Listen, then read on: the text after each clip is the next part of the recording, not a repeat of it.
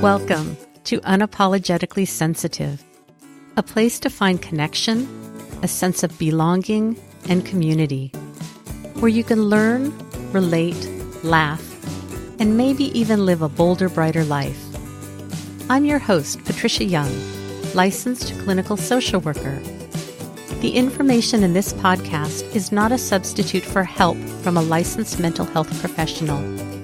This is a weekly podcast where we explore how sensitivity weaves itself into our lives. We talk about the richness that it adds, the strengths we have because of our sensitivity, and some of the challenges it poses as well. Sensitivity is nothing to apologize for. It's our superpower. If you're enjoying this podcast, please be sure to rate and review the show on iTunes. It really makes a difference and makes it more likely that people would be able to find this podcast the more ratings and reviews it gets. If you're interested in working with me and you live in California, I'm a licensed clinical social worker. Jump on over to my website at patriciayounglcsw.com to get more information. And now, on to the show. Hey there. This is bonus episode 11, and it's part of a 30-day podcasting challenge that will run through the end of November 2018. I've been doing episodes on aspects of being a highly sensitive person, but I've taken a little departure and I kind of like it. And because I'm spontaneous and not super structured, you just kind of get to go on a ride with me. What I want to talk about today is where the intersection is between wounding, being vulnerable, and the need to be right. I've really hesitated about doing this episode because it's something I'm still working through and I still have a buzz on it. So it's very possible that my perspective and what I'm sharing is biased. At some point I may come back and want to amend this because I'm feeling a charge on this. I'm having a little bit of a hard time letting it go. But what I do when I struggle with things is I like to talk about things and explore them. So I'm trying to think of the easiest way to share this without spreading too much dirt. There's a group that I participate in that my expectation is that this is where my people are. And I've talked about this before, so there's that expectation. With the podcast coming out, I'm getting some amazing feedback from you all, and I really appreciate y'all listening. And I've gotten a really great response. There's something called differential susceptibility. And what that means is highly sensitive people respond much better to positive environments, positive interactions than non-HSPs do. The same thing is for negative environments. So an HSP is going to have a stronger reaction and response to a negative response, a negative environment, and negative interaction. So this is kind of why you can be in a room full of 100 people and everybody loves you except for one person, and that's where your focus goes. So my expectation is that everybody's going to embrace my philosophy and my way of doing things. Just saying that out loud, it sounds really ridiculous. But it's my expectation, and I didn't know I had the expectation until it didn't get met. The issue that's coming up for me is around how I show up in the world.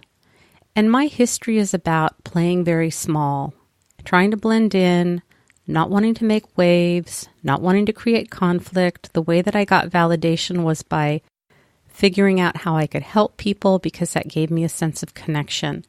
But there really wasn't a lot of myself in there because it was trying to figure out what other people needed and to show up for them so that I got my sense of connection and belonging. Through this process of my own growth and development and starting this podcast, I've really found my voice. And I really believe in living life out loud, talking about what's true for me. And I value transparency, authenticity, appropriate use of self-disclosure. This isn't true for everybody. And the wound that it triggers for me is I'm too much. I don't have boundaries. I'm sharing way more information than I should, and I should rein it back in.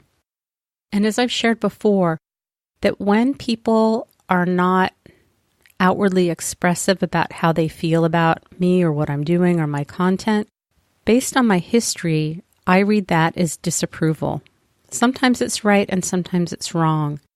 I did a previous episode where I talked about, some of the wounding that was going on for me and how I really need to learn to validate myself. And while I stand by that wholeheartedly, what I'm finding in this situation is I'm giving a few people a ton of real estate in my head and they are not paying rent.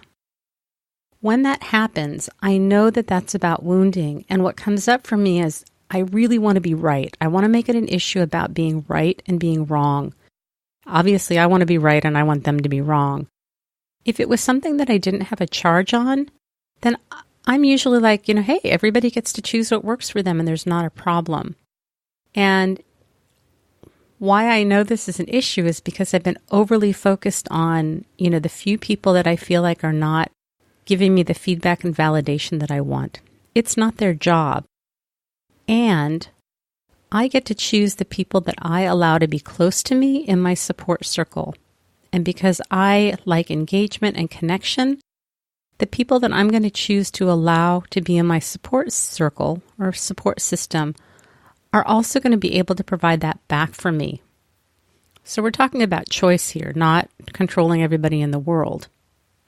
And it's really interesting to me because the day that this wounding came up for me and I really felt like I was wrong and I felt invalidated and I felt like I'd done something terrible, I got in my car to drive somewhere and there's a podcast that I love. It's called How to Be a Girl. It's by Marlo Mack. And it's a story of the process that she and her daughter are going through as her daughter. I'm hesitating because this is not language I use very much and I'm so afraid I'm going to say the wrong thing. So just afford me a little bit of grace. So her daughter is transgender. And so this is the story of their experience as her daughter is going through school and who do you tell and who do you not tell. And I just found it such a beautiful blessing because this episode that I happened to turn on this day was about, with her daughter going to a new school, does she disclose to people that she's trans or does she not disclose? Or does she just choose a few people? And this whole episode had people calling in and giving their opinions about why they felt she either should disclose or not disclose or just disclose to some.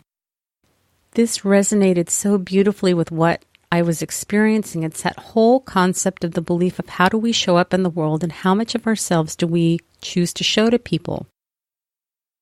It's really interesting because one of my sons is very much like I am, that he's kind of an open book.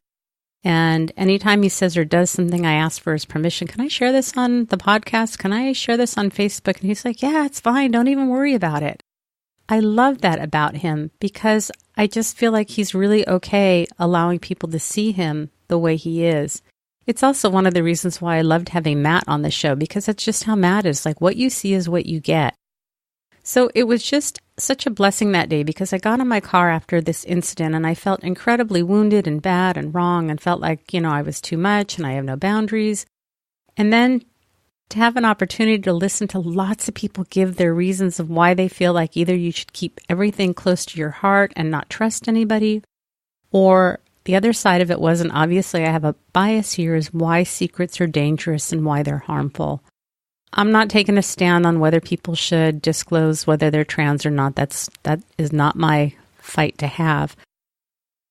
But it's such a beautiful example that's parallel to what I'm going through. So pulling this back to the situation that I'm talking about, what I decided to do in this situation was to speak my truth a little bit. I thought, do I need to address it directly or do I need to just kind of hold on to it on my own? And really, I decided I really need to hold on to it on my own because my buzz is so high. I think it's also really difficult when you're a highly sensitive person and you have wounding and your wounding gets triggered. It's very, very hard to tell what's going on that has to do with today and what has to do with wounding, the stories that we make up in our head, what our perception is. We feel things really deeply, and so when we have wounding come up, it can be pretty intense.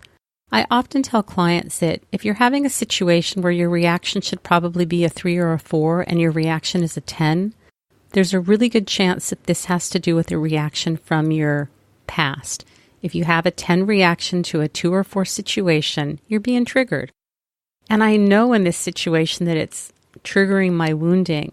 What I've decided for myself is to really focus on the feedback that I'm getting that supports me. I know what my position is around how I want to show up in the world and what I want people to see and know about me.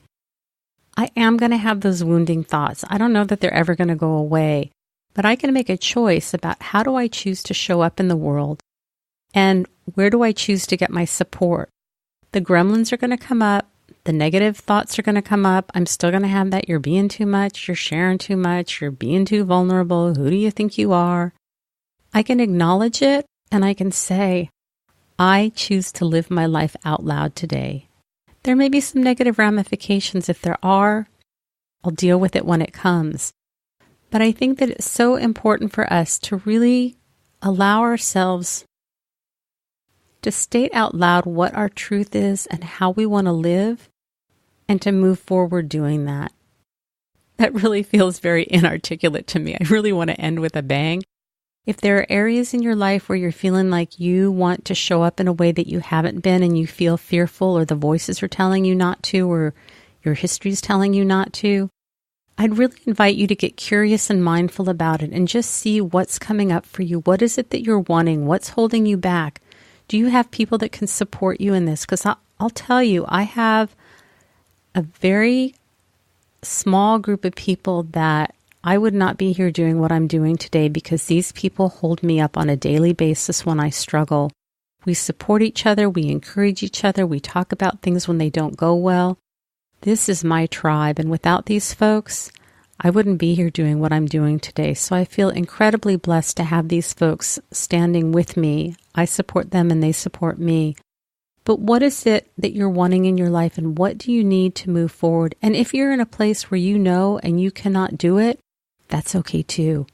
Just recognize what it is that you want.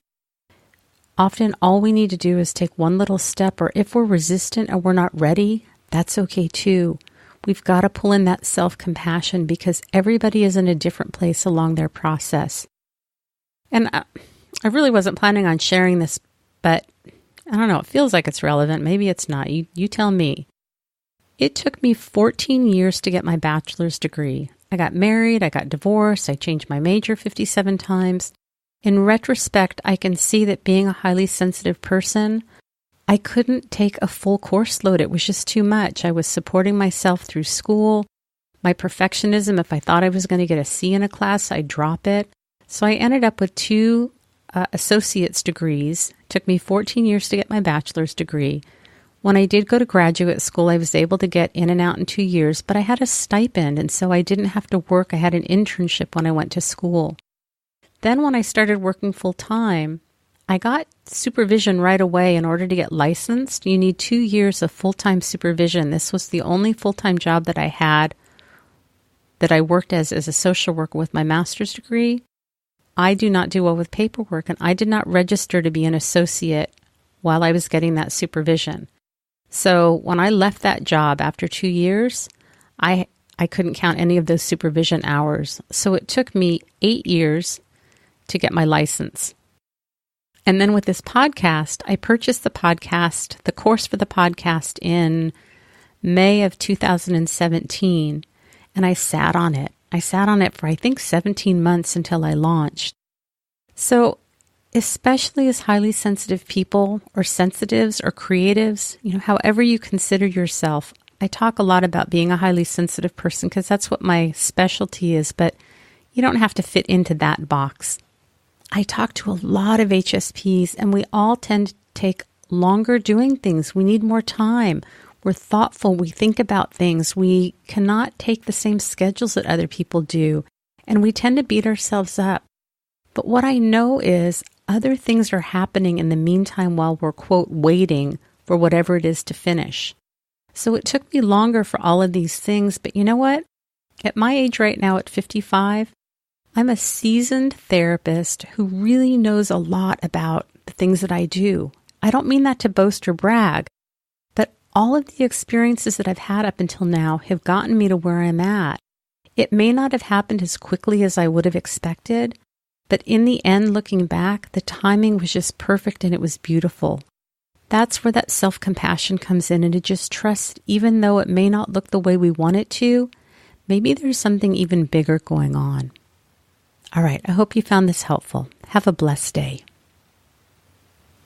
Thank you so much for being here with me today. I really appreciate it.